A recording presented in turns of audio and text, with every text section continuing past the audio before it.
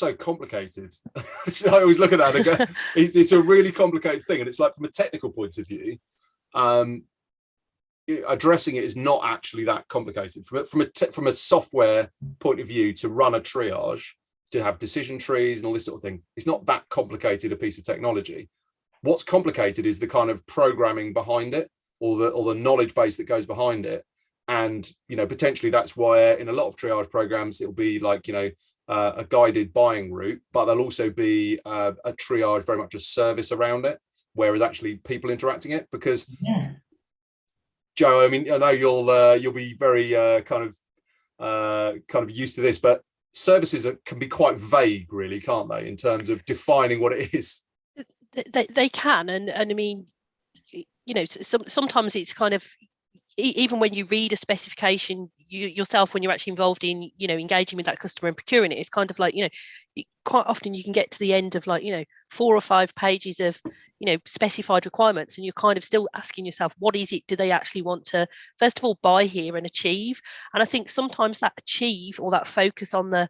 outcome thing, is actually probably the most important thing to analyze in part of that triage process. So again, if I bring it back to a real life example for us, which isn't one that isn't one that perhaps gets talked about in the mainstream around services procurement piece, but where you've got a organization who are working, let's just say, for example, within central government, and they have very specific outcomes that they're looking to achieve, but they come with a specification which is very much centered around, these are the people that we need to employ to make this service work. It's only by, the decision tree you could go to could very quickly say, oh yes, they've talked about people, yes, that's a contingent worker program, it's X, tens or hundreds of people or whatever deployed in this fashion for this period of time,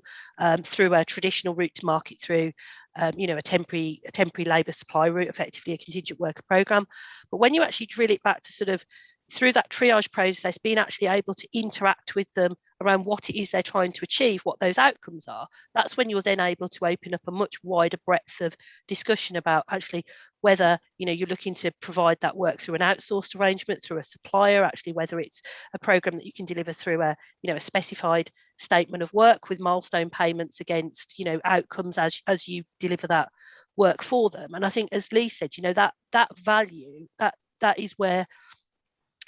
any intermediary, and in our case an intermediary that's able to bring the experience of being a managed service provider, can really start to add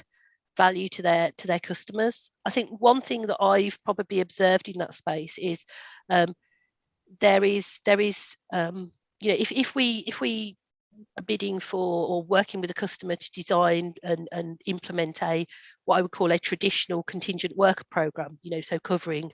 PAYE, umbrella and potentially PSC contractors if there are out of scope requirements in there. It's a very much a procurement led process. It is increasingly over the years it's become a much more commoditized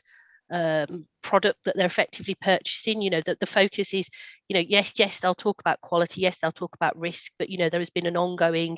pressures and desire to drive down the cost in that place. Some of that through efficiencies in the service, but some of it just through natural competition within the what is quite a crowded marketplace. When you start to talk to customers about a wider breadth of workforce engagements, there's a much wider conversation about actually workforce optimization with the HR community as well, which hasn't actually always been the normal sort of route, the way the conversation's gone. If you've been talking about contingent programs, I mean, I can think of contingent programs where actually HR have almost been kind of bystanders to what's happened in the process. It's very much been around procurement. And I think once you're able to open those conversations up, because you're talking about different workforce optimization strategies, again, you can add much more value to an organization as a provider, because you're actually able to talk about it in a holistic way. You're not necessarily talking about just how they source temporary workers, or effectively just allowing them to aggregate their spend and benefit from kind of their purchasing power. So that is genuinely something that I think I'm seeing emerging as clients are being or reaching a greater level of maturity in how they combine these different engagement routes together.